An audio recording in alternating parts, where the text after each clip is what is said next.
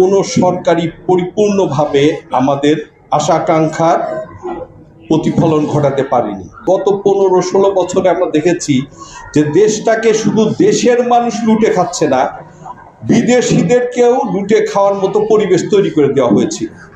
আপনারা বিভিন্ন রাজনৈতিক বিভিন্ন পত্রপত্রিকা এবং মানে কোর্টের যে আমাদের যে সমস্ত এগুলো হচ্ছে গুম কমিশন, তারপরে এই সব জায়গা থেকে আপনারা দেখতে পাচ্ছেন যে আমাদের দেশটা কি পর্যায়ে গিয়েছিল।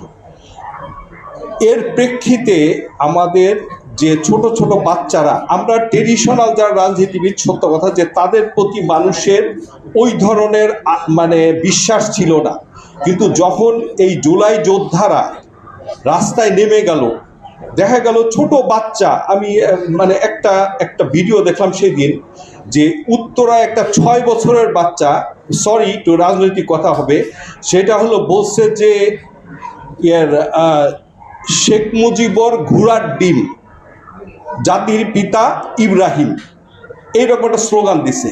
এইটা শুনে পুলিশ তাকে 6 বছরের বাচ্চাকে গুলি করে মেরে ফেলছে। তাহলে বুঝে যে কি ধরনের প্রেশারের মধ্যে আমরা ছিলাম। আমরা নিজেরাও যতটুকু ছিল ততটুকু আমরা করেছি। তো সব সময় একটা মানুষের মধ্যে টেন্স কাজ করেছি। এই জুলাই যোদ্ধারা, আমরা সত্য কথা বলতে বাংলাদেশের রাজনীতিতে দেখা যায় যে বিশ্বাসঘাতকতাটা একটা বড় অংশ জুড়ে আছে।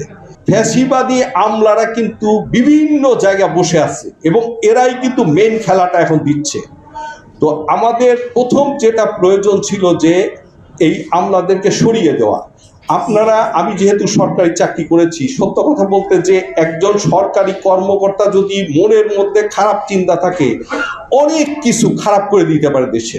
যে জুলাই যোদ্ধাদেরকে 3টা ক্যাটাগরি করা হচ্ছে। যারা খুবই অসুস্থ, যাদের কোনো অঙ্গহানি হয়েছে, তাদেরকে দেওয়ার কথা এ ক্যাটাগরি। যারা মধ্যম সমস্যাগ্রস্ত, তাদের দেওয়ার কথা বি ক্যাটাগরি। আর যাদের অল্প সমস্যা হয়েছে তাদের সি ক্যাটাগরি। আমি যে কথাটা বলছি যে আপনার পরিকল্পনা উপদেষ্টা মহোদয় যেটা ধরতে পারছেন, আমি রিকোয়েস্ট করব যে যারা সিটিং বড় বড় কর্মকর্তা আছে, যারা আওয়ামী লীগের সুবিধাভোগী, তারা কিন্তু চেষ্টা করবে যে আবার আওয়ামী লীগ ফিরে আসুক।